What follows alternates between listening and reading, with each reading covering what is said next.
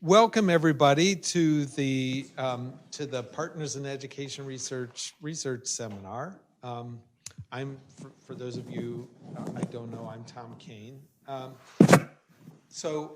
Just a quick reminder that this session is being recorded, so you know who you are. Please keep that in mind when you ask questions. As usual, we will operate this seminar what's called econ style. So if you have questions in the moment, especially clarifying questions, please don't hesitate to ask. If we get bogged down, I might intervene to just keep us going. But Lesley assured me that having been trained in Chicago, she's well capable of doing that herself. I've been really looking forward to this talk because we're going to learn about the impact of the Hope Chicago program in Chicago. So Lesley Turner is joining us today. Lesley is an associate professor at the University of Chicago PIER School. She studies the role that government should play in providing, financing, and regulating education, and how the incentives built into higher ed finance affect student educational attainment, labor market outcomes, and financial well-being. So, but further, Lesley was a senior advisor in the Office of the Undersecretary and the Office of the Chief Economist at the U.S. Department of Education back in 2022, and was also an education fellow at the U.S. Senate Help Committee back in 1819. So she's got more of a policy interest as well. So welcome, Lesley, and look forward to hearing about Hope Chicago.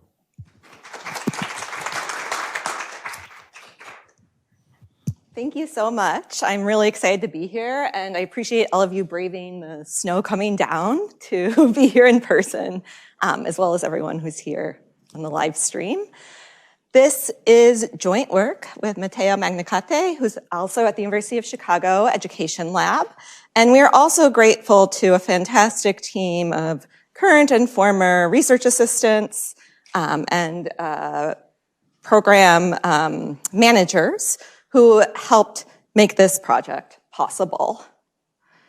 So I don't think in this audience I need to convince anyone about the benefits of college going.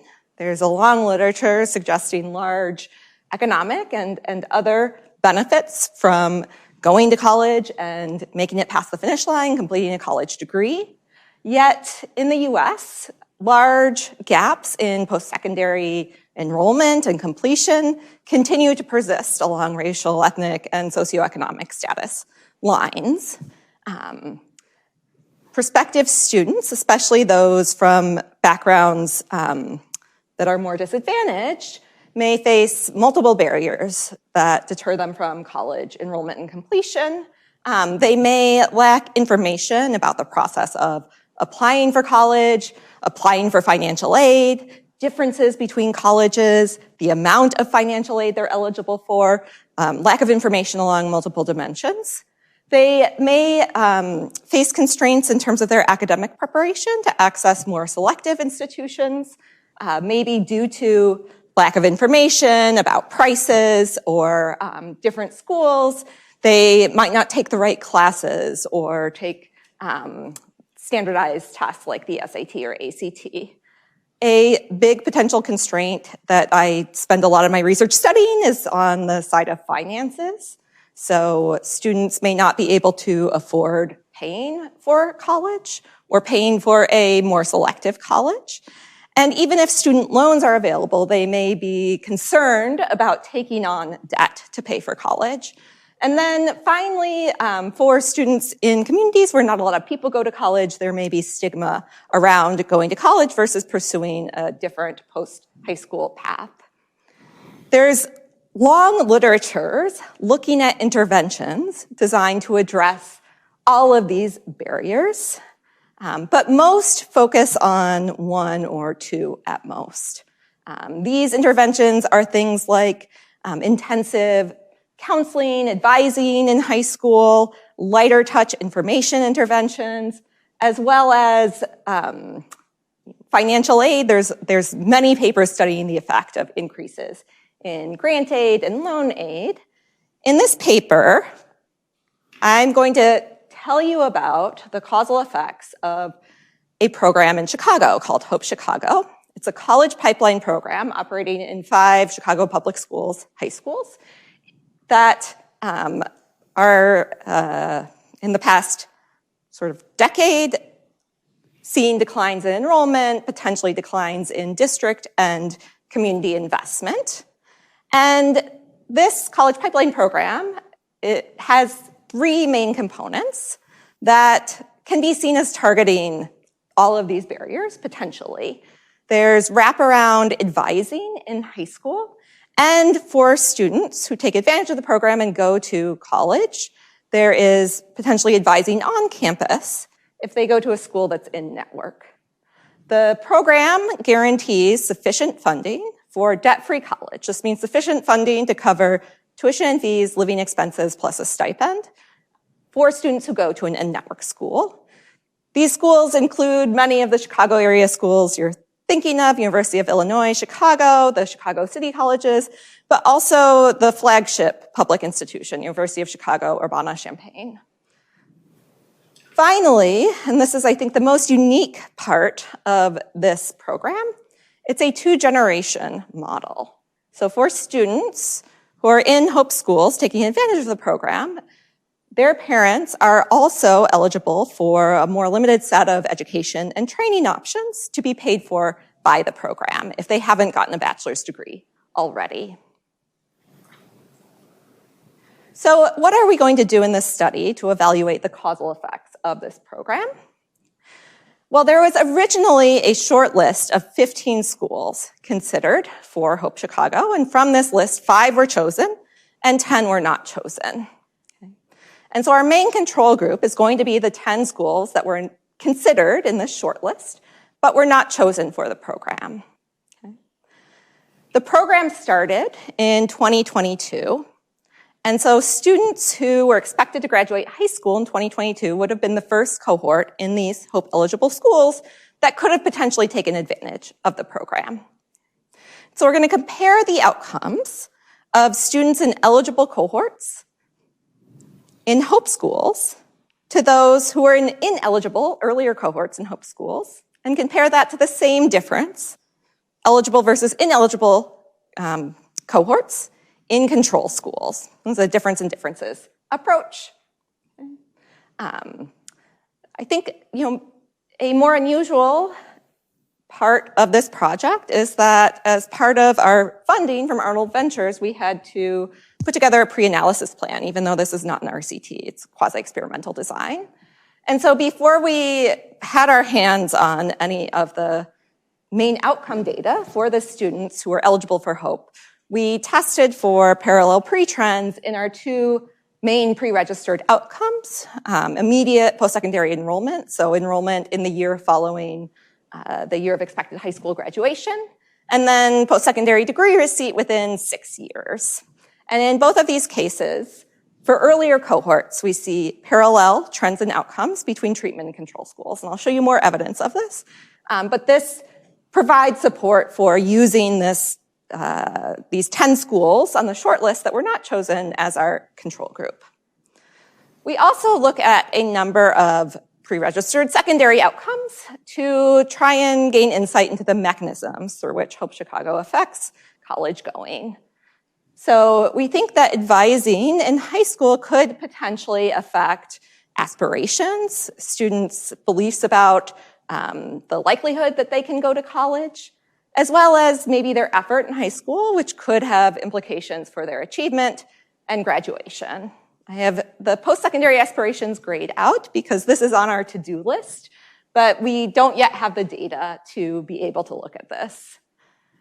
The debt-free guarantee could allow students to go to a more selective but more expensive school These schools tend to also have more resources, higher per student spending, higher graduation rates. And then finally, to think about the effects of this whole family model, we're going to look at within family spillovers and see if there are treatment effects on the younger siblings of students exposed to HOPE. And here we're primarily going to look at academic outcomes like GPA and attendance. Yes, Tom. So Lesley, one thing I was thinking about is, are there any potential comparison groups within the HOPE schools? Like, so I don't know how the HOPE program treats, non-citizens, but presumably that guarantee would cost a lot more for non-citizens because the program would have to pick up the cost of Pell Grants. And I don't know if Illinois is a state that provides in-state tuition to non-citizens, but does it have to be the whole HOPE school versus the non-HOPE schools, the difference between them, or are there any comparison groups within the HOPE schools that you could use? Yeah, that's a great question. So the requirements are that students have to graduate from school and enroll within 1 year of graduating high school. There's not limitations based on citizenship, so there's not a natural within cohort comparison group. But what I can tell you is we do test for heterogeneity along a number of dimensions. One that you might be most interested in is 8th grade test scores. So we can compare students who are in the first quartile in terms of their performance on math or reading tests to those who are in the top quartile. And as you might expect, before Hope Chicago, those who are having the highest 8th grade test scores had much higher college going rates. Okay, so they're not really a control group, but we might think that there's less margin to increase their college going. I'll spoil my own results and tell you that in percentage point terms, effects are pretty similar across the distribution of baseline achievement. But not surprisingly, in percentage terms, they're much larger for the students with the lowest test scores in 8th grade. So it's not quite an answer to your question, but I'd be curious to hear other suggestions if you can come up with it.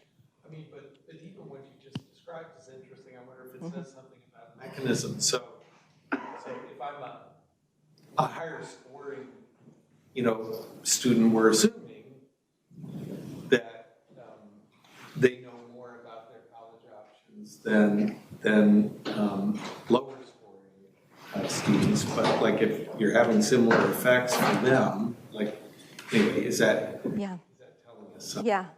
And I think once we get, I'll talk now about this data we don't have. So there's an annual survey of students and teachers conducted in Chicago Public Schools. And there are questions that could provide insight into things like what students plan to do after high school, whether there's sort of school-wide expectations about college going, measures of self-reported in-school effort, out-of-school effort. And so, to think about, is this having larger effects on expectations or aspirations for the lower achieving in 8th grade students? We potentially can use that data to look at it. Fortunately, I can't share any of those results now, but it's a plug to stay tuned for the next version of this project. Yes, Eric. Lesley, just say if you're going to get to this, but presumably clarification question, presumably the program didn't intend to change the family's EFC, capital E, capital F, capital C. Would you have any prediction or insight onto whether it changed the household budget? Like if they were getting more expensive debt, maybe they were actually their kid's going to go to college anyway, but they buy expensive debt. Yeah. Now they have cheaper debt. Right. So for the students who are inframarginal with respect to going to college at all, maybe the parent would have taken on loans or used savings to pay for college, and now they don't have to. Unfortunately, we don't have any insight into household level resources, spending. I can tell you that something around 95% of the students in treatment and control schools are free and reduced price lunch eligible. So, that qualifies students for sort of the lowest EFC, or now SAI, and the maximum Pell Grant. And I'll talk about sort of how much money Hope was spending to pay for college for students versus how much money was coming from other types of grants and loans. Roughly 1/3 of the cost was coming from Hope and 2/3 was coming from Pell Grants, state grants, institutional grants. So also not answering your question, but there's a substantial amount of money on the table even in the absence of this program. Yeah, part of the reason that my brain started thinking about the family's budget is that you emphasize your spillovers to younger siblings. Yes. But, if the family's budget is changing, there could be spillovers to older siblings who might have been considering going to college. Yeah. But that's it doesn't sound like interesting. there's much scope for the family's budget constraint to change. But Yeah, I wouldn't expect there to be big changes in out-of-pocket spending for the parents. Just given sort of the level of resources. Thank you. We have another question. Yes. Yeah, I was curious about the mapping of the mechanisms or the potential mechanisms with the components of the program. And I was wondering about the advising component. Is it the content that makes you think that it won't affect the intensive margin of college quality? So it could also affect the intensive margin of college quality. So I've divided up the components into different barriers, but I don't think they're mutually exclusive. Yeah, thank you. Okay, so let me tell you about the data we're using and our analysis sample. So we have administrative data from Chicago Public Schools covering students who enrolled in these 15 shortlisted high schools as freshmen. We observe a variety of outcomes: attendance, GPA, performance on standardized tests, high school graduation. As I mentioned, we are in the process of requesting the survey data to be able to get at some of these other outcomes like aspirations, expectations, effort in high school. The CPS administrative data is linked to the National Student Clearinghouse, which covers enrollment in the vast majority of post-secondary institutions in the US, as well as degree receipt. And the data these results are based on has enrollment through the end of the fall 2024 semester. And so a caveat is that students who first enroll in spring 2025, so the second part of that 24-25 academic year, who didn't enroll in the fall are not going to be reflected in the data. Okay? That's just a limitation of the data we had access to. So our main analysis sample is students who enrolled in these 15 schools, and we group them into eligible and ineligible cohorts. Okay? The eligible cohorts were those that were expected to graduate high school starting in the year that Hope was implemented, 2022, through the third cohort who were expected to graduate in 2024. And then we look at the preceding 3 cohorts who are expected to graduate in 2018 through 2021.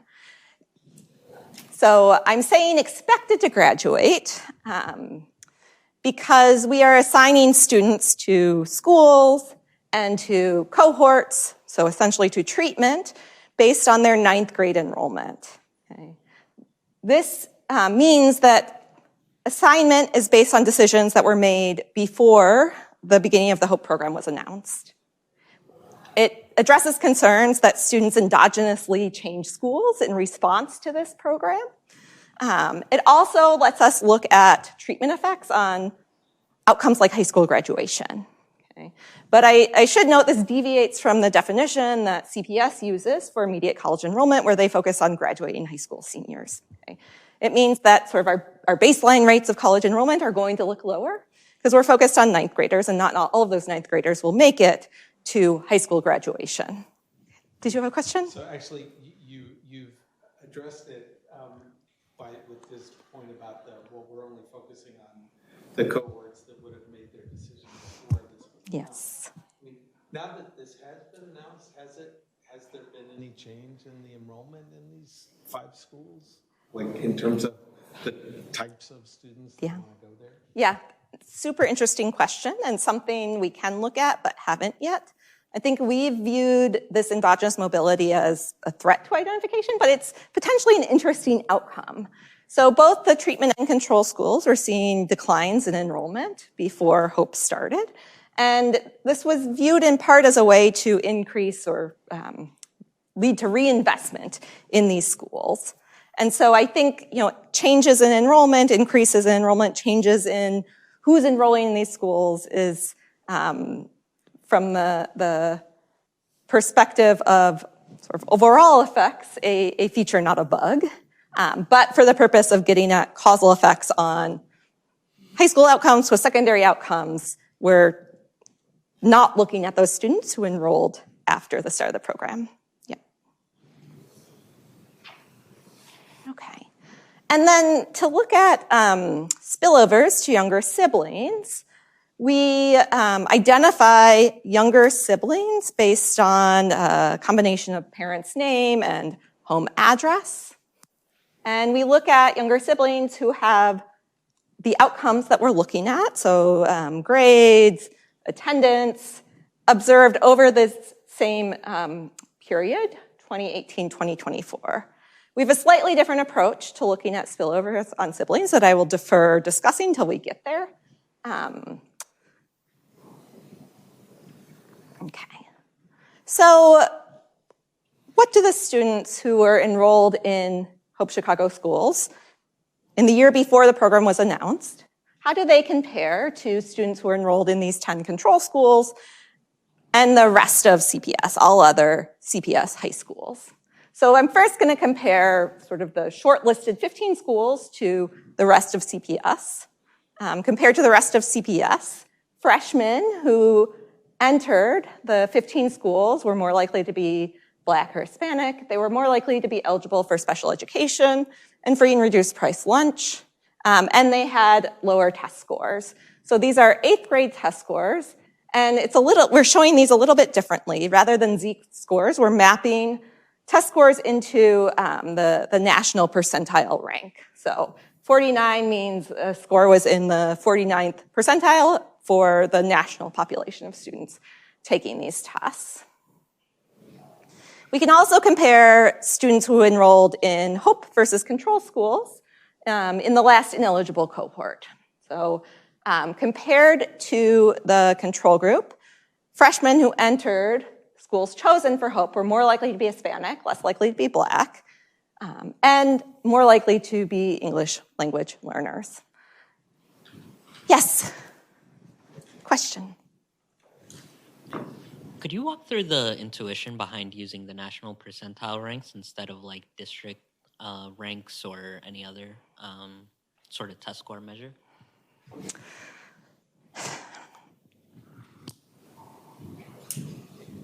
I think we had to I don't think I have a very principled answer. We had to make a judgment call, and we considered standardizing test scores to be Z-scores. When I show you heterogeneity by baseline performance, I think it's useful to be able to look at students based on their performance nationwide, because we're thinking about sort of the national set of colleges, even if most of the schools these students are going to are in Chicago. And so it allows us to do that mapping rather than looking at percentile within the district. Yes, you're welcome. Yes, Marty. I apologize if I missed this, but you keep using the passive voice, considered for HOPE. Who's doing the considering? Great. And is this a program of the school district or? So, yes, it's a nonprofit that is funded primarily through philanthropy. It doesn't have a formal affiliation with the district. So this is separate from CPS, although they, I'm sure, work together very closely.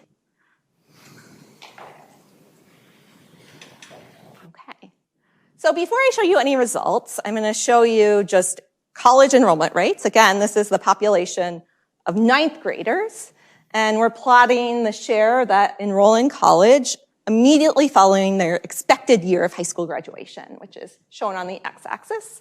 And the red series are going to be those 10 control schools, and the blue series are going to be the 5 hope schools. And you can see this is kind of what you want to see when you're thinking about doing a difference in differences design.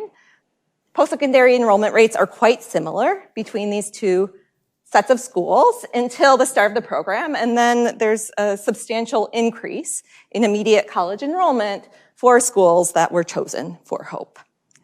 And I'll give you formal point estimates when we get into the specification identification, but this is sort of very suggestive evidence that this program did lead to sizable increases in college going. Okay, so this is the first of only 2 equations I'm going to show you. So we are using a difference in differences approach, which is largely comparing outcomes between eligible and ineligible cohorts in hope schools versus control schools. I'm going to show you estimates from both event study models, which are shown here, and sort of standard difference in differences models. Okay, so in the event study model, we'll regress the outcome for student I, who enrolled in school S as a freshman and was expected to graduate in cohort C. And that's going to be a function of whether or not they enrolled in one of those 5 hope-eligible schools, regardless of whether they were in an eligible or ineligible cohort. And then we're going to interact that with the cohort that they were in. Okay, so we can trace out effects on differential effects for treatment and control school students for eligible and ineligible cohorts. We're also going to control for a set of student-level baseline variables: gender, race, ethnicity, home language spoken is English, and then the 8th grade state math and reading test percentile ranks. This essentially reduces residual variation. It has very little effect on the point estimates. And so I'll show you some estimates that do and do not include these control variables, and then I'll just show you estimates that do include them. We have high school and expected graduation cohort fixed effects. And then I will show you estimates where standard errors are clustered at the high school by entry cohort level, but also p-values from a wild bootstrap t that's clustered at the high school level. It's a small number of clusters, 15, so that's why we do the wild bootstrap. The diff and diff version of this just replaces these cohort dummies with an indicator for belonging to an eligible cohort. Okay? So this is sort of your standard diff and diff model, and we have the standard identifying assumptions. First, that there's no shocks that differentially affect the hope students' outcomes compared to the control students that vary with the start of the program. Okay? And then second, that there's no compositional changes in the characteristics of students who enroll in hope schools after the program starts. Okay? We are partially addressing this by focusing on students who enrolled before the program was announced, but this is something we have testable implications for, which is that there's no differential changes in observable characteristics. We also estimate these event study models to test for whether trends in outcomes before the start of the program are parallel. Okay. Yes? So Lesley, given that in the NSC data, it's impossible to distinguish between a true zero and attend a non-participating, school. I mean, so if I would have attended a trade school that was not part of the National Student Clearinghouse, but now I go to a community college that is, like, is there any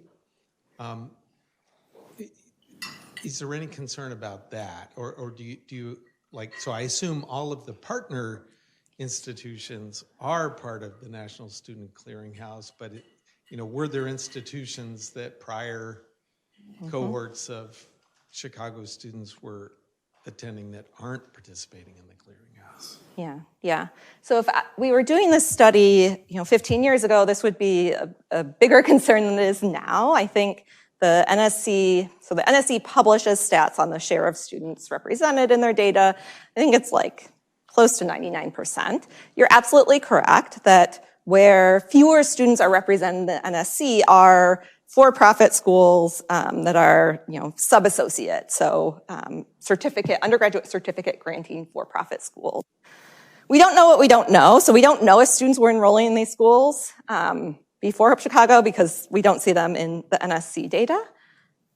I can tell you that your story potentially suggests increases in community college enrollment, so upgrading from the trade school to the community college. And as I'll show you, we find much larger effects on four-year college going than on community college enrollment. It doesn't rule out that we are missing some adjustment on that margin. I think we could potentially do some back of the envelope estimates and get like Lee bounds, assuming, X% of the zeros were going to trade schools and now we're going to community colleges. But I think it's a pretty small percentage of college going overall. Okay. So I've been alluding to large effects, and so let me show you what does that mean. I'm showing you here estimates from the event study model that includes controls, and these are effects on immediate college enrollment. Okay, so the likelihood of enrolling in any post-secondary institution representing the NSC in the year after expected high school graduation. And you can see that in the pre-period, we don't have significant treatment effects. In fact, the p-value of an F-test of the joint significance of these estimates is around 0.5, okay? So far from being statistically significant. 2021 is our omitted category, and then following the start of Hope Chicago, there's a sizable increase in college going that looks pretty similar across the three initial cohorts. If we run this through our diff and diff model to get sort of an overall estimate of the effect on college going, we get about a 14.4 percentage point increase in the likelihood of going to college. If we scale that based on the 2021 mean for students in Hope schools, it's about a 41% increase. Okay. So conditional on our identifying assumptions, it looks like this program led to a 14 percentage point or about 40% increase in immediate college enrollment. I'll talk more about how to think about this magnitude in a few slides. Okay. Actually, right now. So is this large? Is this small? Depends. We can compare these effects to the effects of other interventions that were intended to increase college going or maybe increase college going as part of one of the goals. So the first is the set of papers looking at place-based promise programs. The most famous of these is the Kalamazoo Promise Program. In general, these are programs that guarantee funding for some set of in-state institutions, sometimes community colleges, sometimes all public colleges, for students who attend high school or public schools in a particular geographic region, from a single district in the case of Kalamazoo to an entire state in the case of the Tennessee Promise Program. And estimates of the effect of these programs on overall college going range from about 3 to 6 percentage points. There's also a set of papers looking at advising interventions in high school. So if you give high school students intensive advising, how does that affect overall college going? And these papers, when it comes to intensive advising interventions, these papers find about a 5 percentage point increase in overall college going. Finally, we can think about papers looking at the effects of an increase in grant aid or a reduction in prices. There's a long literature. I'm citing a handbook chapter here because there's many, many papers. But effects tend to fall between a 2 to 4 percentage point increase per $1,000 increase in grant aid or per $1,000 decrease in price. We have very rough back of the envelope estimates of how much Hope Chicago spent per student going to college for the first cohort in their first year. Okay, so this is sort of caveat that we still have more data to crunch here, but it was about $7,500, about 1/3 of the total cost of going to college for that first cohort in their first year. Okay. So if we assume the program had no effect on grant aid from other sources, so control students would have received $10,000 in grant aid from the federal government, from states, from institutions, and we scale this 14 percentage point increase by the amount of Hope spending, it's about a 2 percentage point increase per $1,000 of aid. So consistent with past research. The one thing I'll say is that the research looking at effects of grant aid tends to find this magnitude of effects, with one exception, which is the effect of the federal Pell Grant on college going. There's a variety of papers that find no effect of Pell Grant eligibility, Pell Grant generosity on the decision to go to college, potentially due to the complexity around applying for federal student aid, as well as uncertainty around the amount you will receive, both in the short term, but also over the full length of enrollment. And so these, the increase in enrollment we find is likely in part due to the fact that there's a very clear message that you can go to college and not have any out-of-pocket costs if you go to one of these in-network schools. And students know this from the start of their senior year at the latest.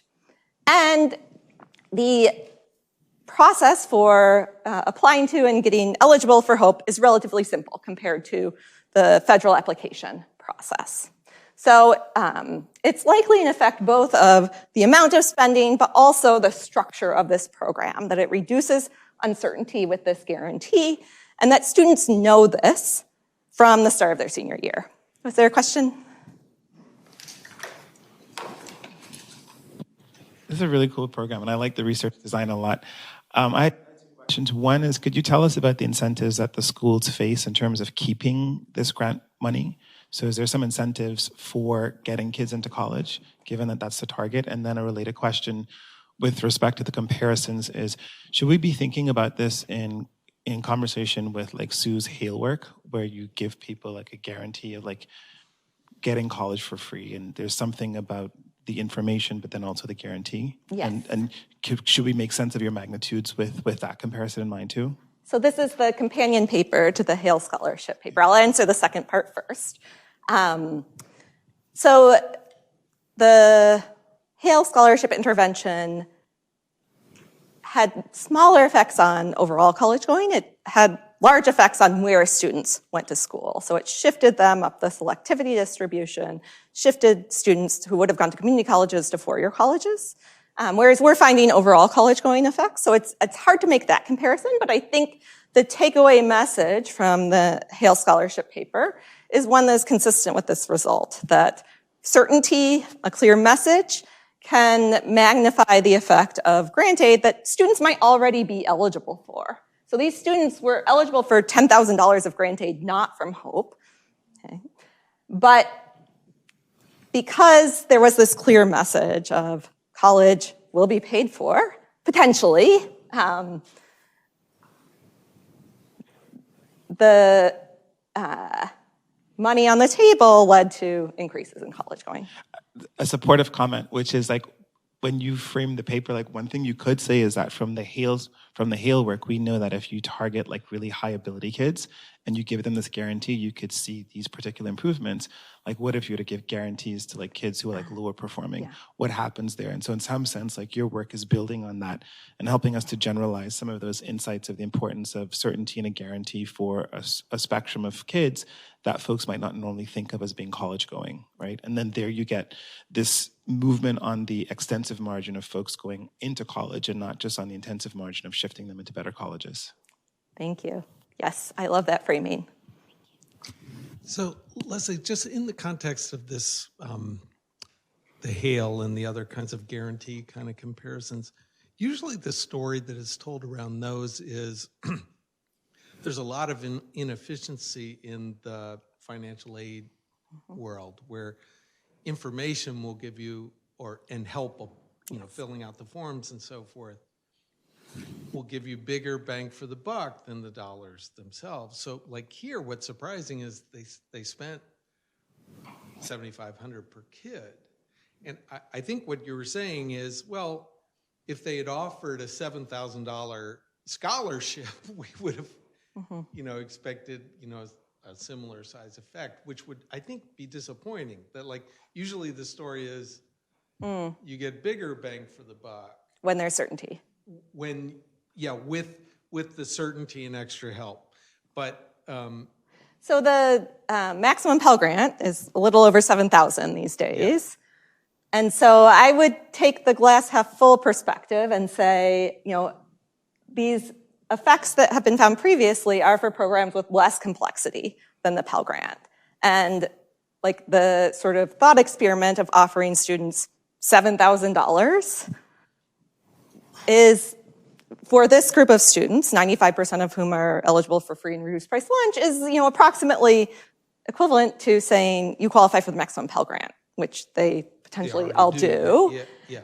And so I would frame this as like, you can spend this amount of money and have no effect on college going when the application process is very complex and very opaque. But you have to. Difference between the first dollar and last dollar aid, right? Yes. First dollar aid. That's. This is covering the end. So that seems like an important difference. Yes. That's exactly right. But I think most of it is not for aid, right? Most of it is for all the people in the school, Oh, no. This is just financial aid. Oh, it's just the this financial is just dollars. spending on college. Okay, Yes. I thought, God, they're spending a ton of money on people in the school. This is just on financial aid for students going to college. Okay. And Marty's absolutely right that, like several of these promise programs, this is last dollar. So whatever amount of need that is not covered by Pell, by state grants, by institutional grants, Hope kicks in and covers. So presumably some of this is for the non-citizens. Potentially. Who wouldn't have We been don't see qualified for citizenship Pell. status, and so I can't tell you, but presumably, yes. Okay. So now let me tell you about how these effects vary across different student groups. I'm going to show you estimates from difference and differences models. So these are not event study estimates. These are coefficients, 95% confidence intervals from difference and differences models for different subgroups, okay, mutually exclusive subgroups. So we first look at race, ethnicity, gender, and then baseline math and reading achievement. These are quartiles in the national distribution. Okay, so Q4 is the fourth quartile of math achievement on the 8th grade test in the national distribution. It's going to have less than a quarter of students in the analysis sample. And these estimates vary a little bit, but I think what is striking is that the magnitudes are fairly similar across subgroups in percentage point terms. The confidence intervals all overlap. For some groups, effects are slightly larger, for some slightly smaller, but they're all of the same general magnitude, a 14 or 15 percentage point increase in immediate college enrollment. Yes? And if you're going to ask about baseline rates and percentage changes, that's the next slide. I was not. Okay. I think this is just a clarifying question because I think I confused myself. So the framing of the difference in difference, so we're looking at over time the difference in the effects, in college enrollment or other outcomes by Hope schools versus schools that didn't get Hope? For eligible versus ineligible cohorts. Okay, so one difference is Hope versus non-Hope. Yeah. And then the second difference is eligible cohorts. So they were in the 2022 through 2024 expected high school graduation cohort versus ineligible cohorts, students who enrolled and would have graduated high school on time before Hope started. Okay, that makes sense. And then my follow-up question was, could you maybe briefly say a little bit more about what the practical application of the program looked like in the schools. Like, what did that look like? Were there issues or, I don't know, trends in terms of like who was being treated within these Hope schools, within the eligible students? Like, how should we think about who was getting the treatment within schools? How did this operate on the ground? And that is a super important question. We have gotten a trove of program data from Hope Chicago. Really haven't had a chance to crunch those numbers yet. So what I showed you on financial aid spending in college is like the first of those results. But I think this is super important. So potentially we can think about how students interact with the program, how those interactions vary across groups. We have put in a grant application to do some qualitative work, to do interviews with students, Hope Chicago employees, as well as principals, to try and understand how these decision-making processes and how students access the service in Hope schools and control schools. So I think these are super important questions about what this looks like on the ground that I don't have an answer to. Yes? Can I bring back my second question, which is, can you tell us a bit about the incentives that the schools faced? Like, was this money guaranteed to them for like a long period of time? And what were the— You're talking about the colleges. No, the high schools. So there's no money going directly to the high schools, my understanding is. The money goes to students if they go to an in-network school in terms of financial aid. And then there's sort of advising on site. But there's no direct payments to the high schools. So what's the relationship that the philanthropy has to the school? Is it like, do they come and visit and talk about the program at the school, or is it just they announce it on their website and you happen to realize that you go to an eligible school and there's no functional relationship between the school and the philanthropy? Yes. So my understanding is there was an announcement at the beginning of the year through an in-school assembly in 2022. Presumably this was done every year. But I think this is, getting into like how the program operated on the ground. Not so much how it operates on the ground, but it's more like if the school is concerned that they could like lose their eligibility in some sense, then they might be really focused on trying to get kids into college, which is not a bad thing, right? And especially when we look at these homogeneous treatment effects, I think this is super interesting. It's telling us something about like the production function of these gains, where to me it seems like it has to be coming through something like better advising or something like that to go like across the board. Because if it were just like the teachers, you might think the teachers are going to be a lot more focused on who are the kids that are closer to the margin that are going to go over. Yeah. And so there's something interesting about the production function here, and then also potentially what the incentives are for that relevant part of the organization that is like implementing, in a sense, these treatment effects. Yep. Yeah, that's an important point, Peter. So it may not be that this is about providing better information and in financial support to students. It could be at least partially be due to the counselors and the school are really focused on this, even if not because of financial incentives, but because it would be really embarrassing to have the Hope Scholarship Program, the Hope Chicago program say, forget about it, we're not working with you anymore. So I think these are great points. I think the survey data of teachers will tell us something about changes in teacher views on expectations about students going to college. But I think this whole school model was intended to increase investment in students. That is not a unintended consequence, that is an intended consequence. I can't answer these questions without either the qualitative evidence or the programmatic data, but super important. I'm gonna push on to be able to. This is a good thing, by the way, because I remember when I was applying to colleges and I went to a really good high school, the teacher said to me, why are you applying to these colleges? You can't afford to go to this, right? And so I can imagine, and I had That's terrible. Right? So I can imagine that if the Hope program exists for someone like me, she might say oh, you should too apply to school and apply to really competitive colleges too. So I don't think it's a bad thing. I think what you're potentially uncovering is that one of the ways that we can get more broad-based engagement in college is to provide information to like counselors that like all schools have the capacity to, all kids rather have the capacity to go. And I think that that's a really novel insight potentially of your work if that turns out to be the case. So stay tuned if we are able to do the qualitative research, because I think this will speak to your question. So these effects, I said, are similar in magnitude across subgroups, but if we look at percentage increases, baseline enrollment rates vary quite a bit. And so in percentage terms, these effects vary substantially. So for Hispanic students, the program led to about a 50% increase in enrollment. For young men, it led to a 50% increase in enrollment. And then both for math and reading, if we look at the first quartile, so sort of students at the bottom of the 8th grade test score distribution, the effect on college going was much larger in percentage terms than effects for students who are higher achieving in 8th grade. Okay. So just a different way of looking at these effects.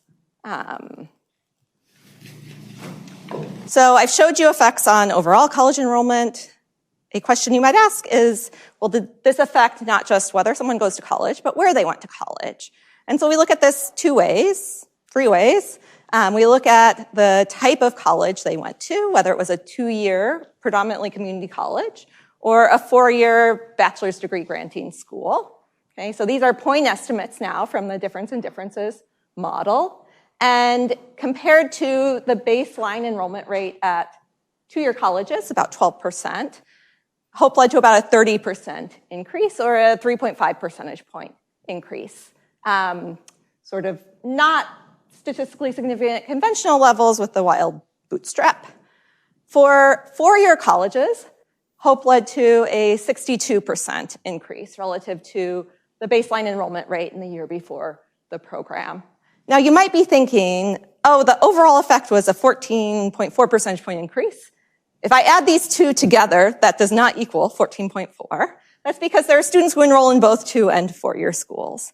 And so there were students who were doing that at baseline. There was an increase in concurrent 2-year and 4-year enrollment, relatively small. And so that explains why we're getting a larger magnitude effect on 4-year college enrollment. We can also look at post-secondary selectivity.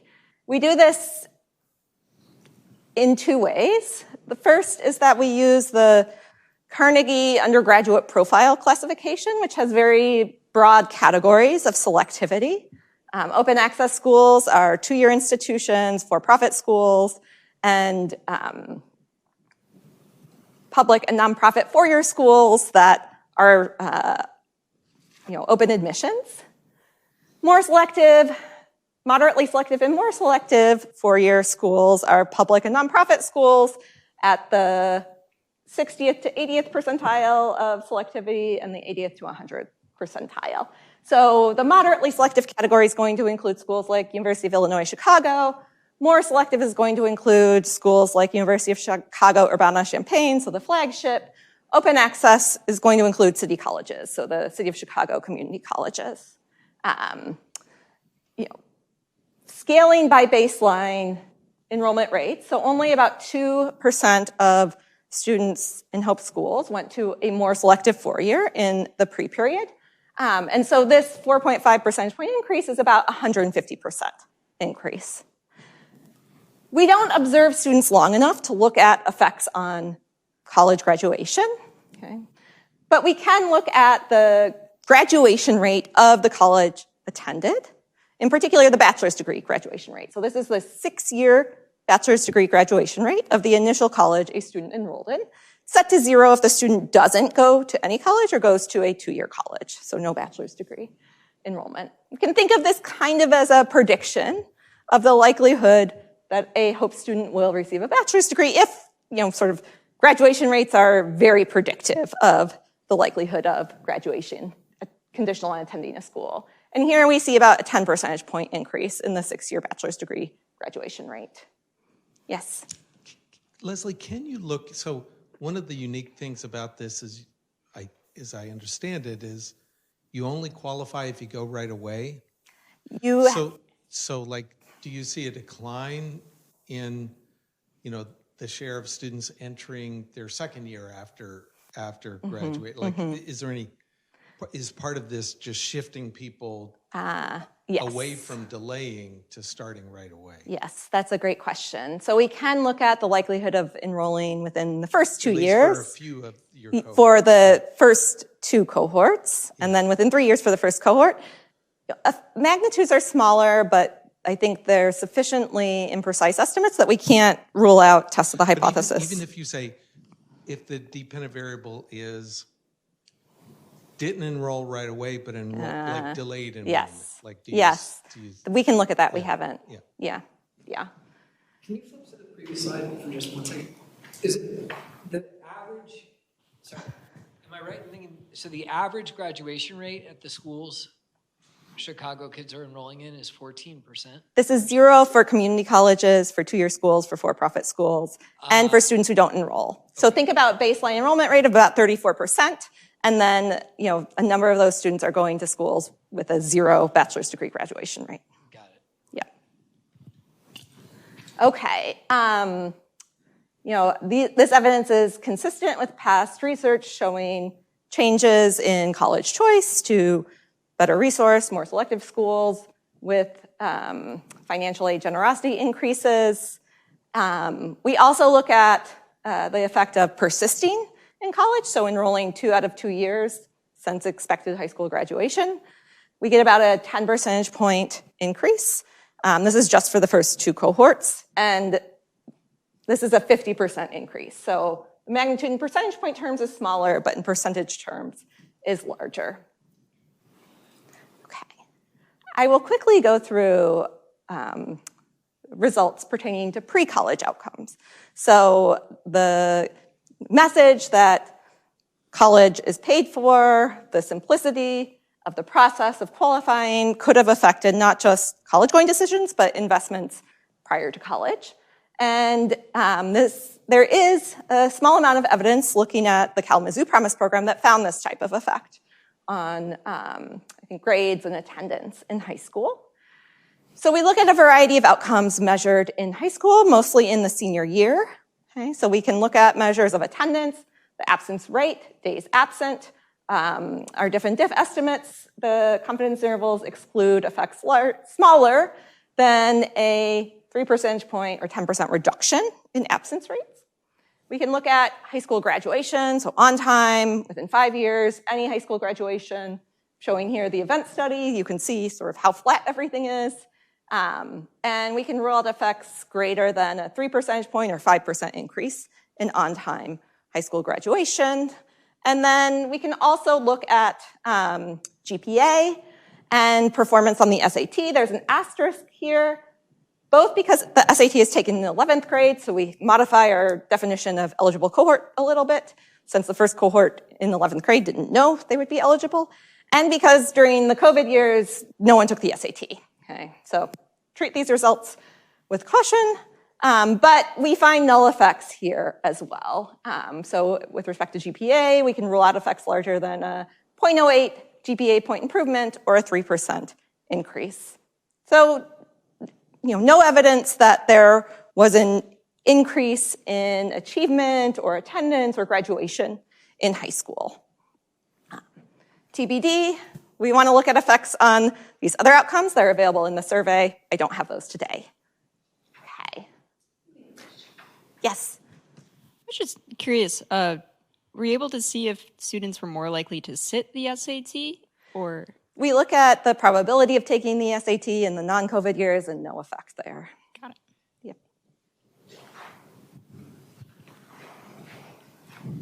Okay. So the final set of analyses are going to look at the question of whether this whole family model led to within family spillovers, in particular spillovers to younger siblings. Okay? There is evidence that college choice or being just barely admitted to a better college has positive spillovers to younger siblings. It causes them to be more likely to go to a better college or that particular college, as well as evidence from outside the US of spillovers to younger siblings' coursework choices when older siblings are more likely to go to college. Okay. But we're going to be looking at the younger siblings' outcomes in K-12. Okay. So we're going to modify our empirical approach a little bit because we're looking at outcomes that we observe in multiple academic years for each younger sibling. Okay. So we're looking at attendance and grades for now, with test scores coming at some point in the future. We think about two different treatments. The first is the information treatment. So do you have an older sibling who was enrolled in a Hope school in 2022 or later? Okay. Even if you did not graduate or you were not expected to graduate in 2022, there was information at the school level that Hope existed. And then we have a service treatment, okay, which is you as a younger sibling, do we observe you in an academic year in which your older sibling went to a Hope-eligible school, was in an eligible cohort, and had potentially received services. So for the first cohort, this would be the same as 2022, but for the second cohort, it would be 2023.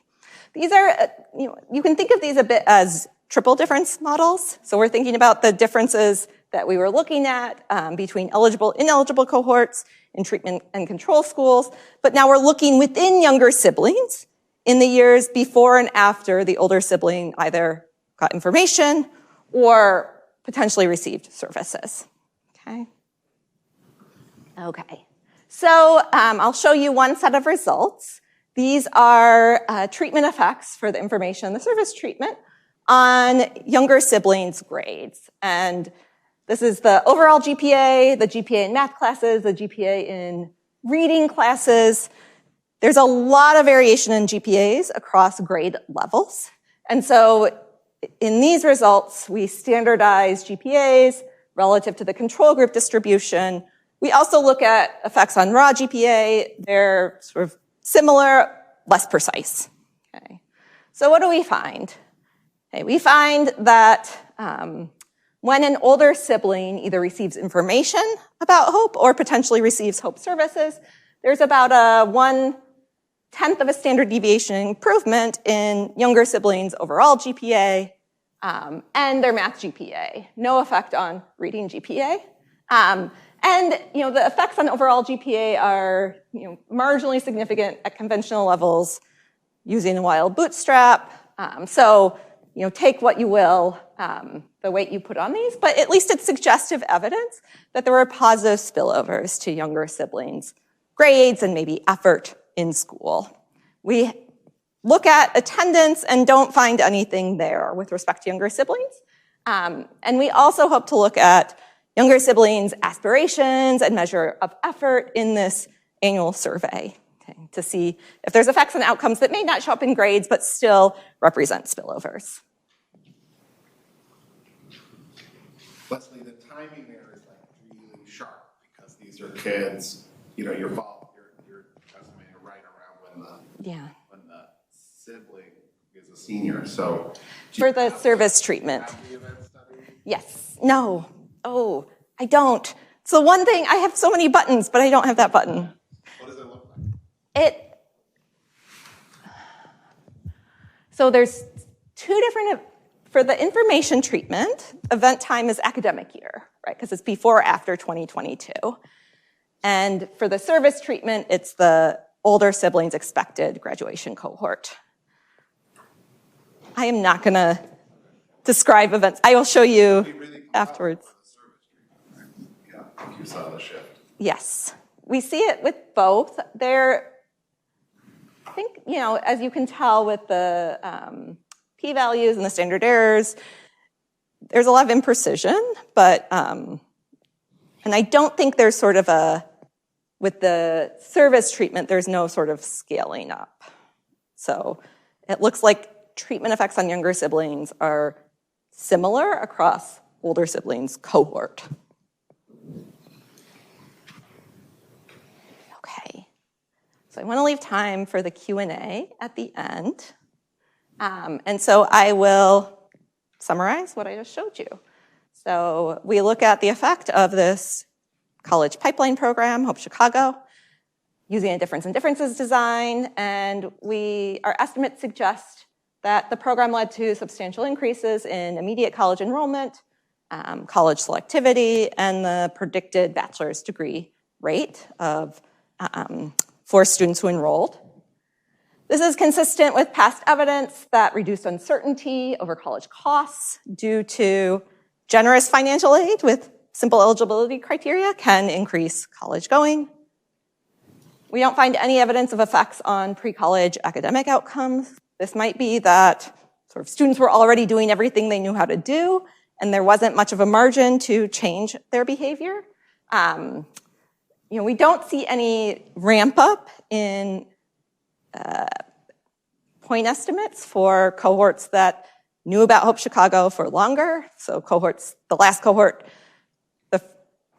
knew about Hope Chicago in their sophomore year, okay, which may be sufficient time to adjust your effort in high school and what classes you take, may not be. And then we find suggestive evidence of within family spillovers to younger siblings where either information about Hope Chicago or older siblings' eligibility led to increases in GPAs. I've gotten a lot of great suggestions, but I will tell you about sort of what will be coming, hopefully in this near future. And I think a lot of these have come up already. Talked a lot about this survey data. We're really hopeful that this will shed light to outcomes that we can't see in the administrative data, but are potential mechanisms through which Hope Chicago could increase college going. We want to do a lot more to get inside the Hope Chicago black box. So this will be mostly descriptive work, but we've gotten programmatic data from the program, and we want to use that to look at how students interact with the program, both in high school and in college. This could also include the qualitative research. And then finally, I think most importantly, longer run outcomes. So we're not going to see degree receipt over a, I think, 6-year time horizon, which is becoming the standard for bachelor's degree receipt until 2028. But given the literature on the returns to college enrollment, that I think a large part of the gains from going to college accrue to those who make it past the finish line, this is potentially the most important outcome. So I'm looking forward to additional questions and discussion, but thank you so much for your, yes.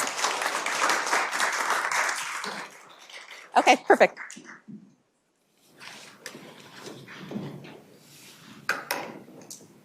I had a quick question just about the spillover with the younger siblings.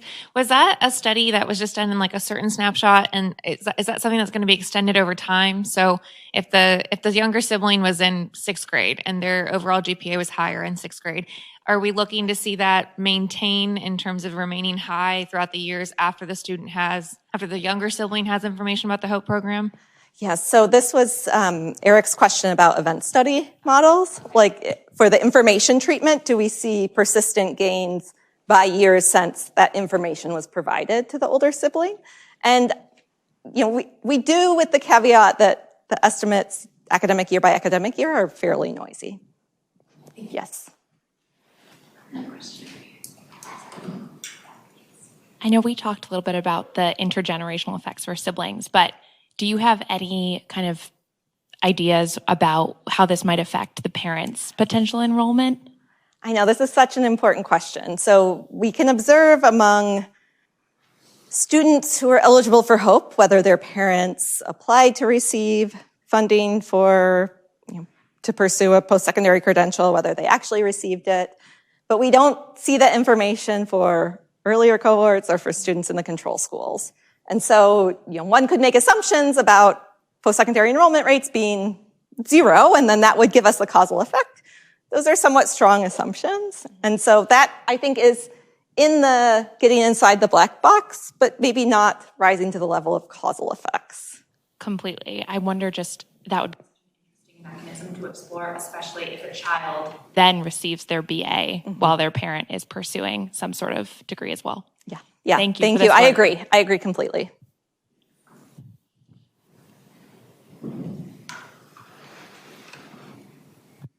So this was all really interesting, and I think it's going to be great when we can look at college graduation rates, because you always worry about shifting in and not succeeding. But at least they're not taking on debt, which is good. But I wanted to ask sort of a meta question, which is, I was interested that this was funded by Arnold, so you had to do this pre-registration plan for a quasi-experimental study, which is not all that common. So I wonder about your experiences going through that. In the future, if you were doing some work without Arnold funding it, would you still find a pre-registration plan helpful, or did you find it constraining when you actually got the data? And is that trade-off worth it for the added credibility that the results may have? Such good questions. Yeah, so just to be clear, Arnold Ventures funded the research, not the HOPE program. And to my knowledge, I think they're the only foundation that requires pre-registering quasi-experimental research. I think ultimately we benefited from having our hands tied a bit, just because there are, let's think about like controlling for baseline achievement. There's sort of many different permutations that you could do z-scores, you could do levels, you could do percentiles, and we chose one in the pre-registration plan, and that was decided for us. I think it was also helpful. So we did look at pre-trends and the two main outcomes for like an earlier set of cohorts, right? So 6-year graduation rates not observed for any eligible cohorts, but we could go back to further students who were expected to graduate before 2018. And when we were initially conceiving of this project, we thought about having different types of control groups. So, there were the 10 schools not chosen. We thought about using, matching methods to come up with a set of schools that were similar to the HOPE schools in terms of trends and outcomes in the pre-period and student characteristics. And so I think it was helpful to test for pre-trends and the main outcomes before we had data for the cohorts we were interested in, just as a way of validating this research design. I think the extent to which having a pre-registration plan constrains your research really depends not just on like the funder, the researchers, but the publishing process. So do editors and referees put more weight on pre-registered outcomes? Do they enforce the standard that you should note which outcomes are pre-registered and not? And I don't think those standards are necessarily even consistent for RCTs.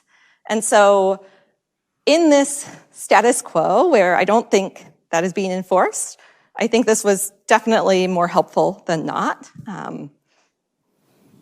And we have a variety of secondary outcomes that I think are broad enough. They let us look at sort of a wide variety of mechanisms and channels. So I think overall it was positive.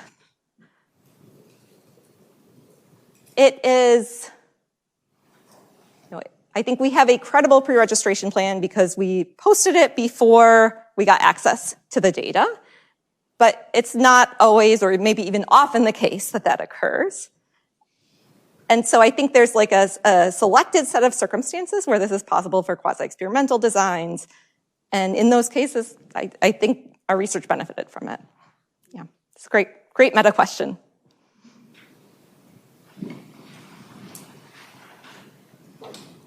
Thank you for this presentation. I know you don't have information yet on the college, like the 6-year college graduation rate, but I believe for at least 3 of the cohorts, you do have information about whether they persisted like to the 2nd year of college.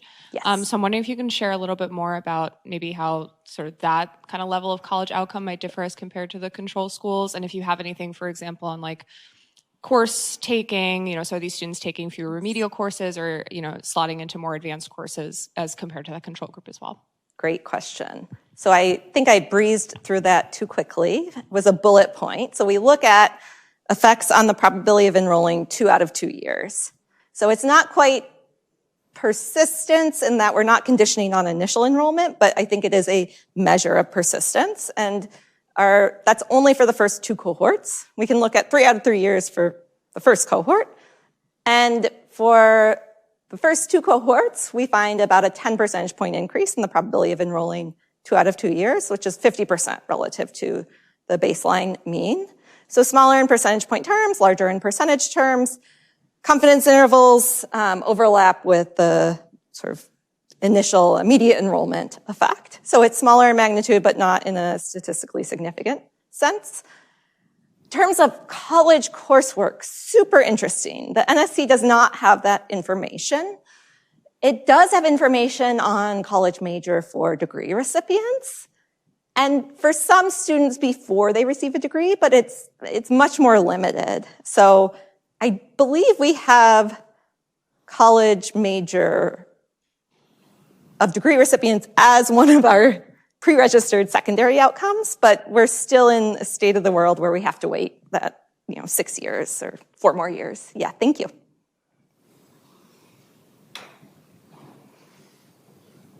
Yes. So I asked so many questions during the talk. You said econ style. It's great. Yeah, but so. How did the college-going rates in these 15 schools compare to the rest of Chicago? Yes. Did, or for students with the same scores in the rest of Chicago, did Hope Scout, the Hope Chicago program, successfully identify the schools that were underperforming in terms of college going, and therefore pulled them up closer to the district average threshold of, yes. of productivity, threshold, or is this an effect that if adopted in other schools in Chicago would be expected to produce similar results? Yeah, that's a great question. So we compared the immediate college enrollment rate to the rest of CPS high schools, but that's not quite answering your question because you want to know, for students that look like Hope students, that is definitely doable. I don't know it now, but it's something we can look at. I mean, we do have the heterogeneity by 8th grade performance, which is lower, slightly, for the students enrolling in Hope schools. Let me do this. So in terms of the national percentile, the students in the Hope schools are scoring maybe 10 percentile points lower. But we find pretty similar effects by quartile of baseline achievement. But what I was trying to say is, are these schools that were underachieving? Yeah. What is the production frontier for the Chicago public schools? And did Hope Chicago just find some schools that were that just had poor counseling, efforts and poor cultures around college going, and they shifted them up? Yeah. No, great question, and something we can look at in the data. In discussions around the choice of schools, the short list and the 5 schools, I think one of the main criteria was these were schools that were declining in enrollment. They were viewed as schools where there was disinvestment. But this is something we can and will look at. Thank you. Eric? So you were careful to think about the movement of students across schools, but the adults can move across schools too, and you motivated the program partly by we need to invest in these schools, or these schools where there's maybe these are schools where there's underinvestment. So you could imagine that giving schools this program made them a much more attractive place to work, either because there are advantages for the kids, or because the adults anticipated that in the future the kids who wanted to enroll in the school were more likely to be interested in college going, so it's going to change the population of kids in the school. So you probably have at least visibility to whether the adults change as a result of the treatment. So looking at sort of teacher turnover and characteristics Principal turnover, of teachers. counselors, like Yeah. are the adults, first order, are the adults changing? Then maybe second order, like can you see Changes in characteristics. Yeah, oh, that's super interesting and something we should look at. We haven't yet, but that is a potential mechanism. You're bringing in a different set of adults. Related to Peter's question, did they hire more counselors? Yeah, yeah. So I appreciate that the program is a holistic sort of program. If you were advising a school district, like based on your results, would you say, find a philanthropic organization that can provide this holistic intervention, or are there particular pieces that you think? I guess you highlighted the different mechanisms, but which ones would you sort of emphasize, or would you really emphasize the full holistic package? Such a good question. And I think we have some suggestive evidence. The spillovers, younger siblings, suggest there might be something about the whole family model. Thinking about effects on college going scaled by spending on financial aid. I think I would say simplicity and information about financial aid eligibility, the guarantee, based on past research, seems important. I mean, there's a lot being spent on students to go to college, just in terms of financial aid. And so I think, one could be of two views, that of course it's going to increase college going with that amount of money, but then the other view is actually there's evidence that some grant programs, you can spend that amount of money and there is no effect, and so design potentially is important. Conditional on there being philanthropic partners, I think that is a very good option. But if you have a limited amount of money to spend, whether you target 5 schools or you spread it around, I think that is an interesting question as well. So I don't have answers yet, but hopefully as we continue to do this work and get more insight into mechanisms, that can help refine the answer to that very important question.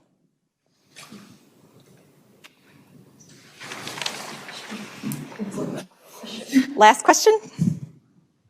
Okay. I'm not 100% sure this makes sense, but so when we were looking at the heterogeneity of effects by subgroups, and we were looking at the different quintiles, or was it quartiles. Of student achievement, was that by was that achievement in their senior year or their 8th grade year? This is their 8th grade achievement, and these are national quartiles based on the national distribution. Okay.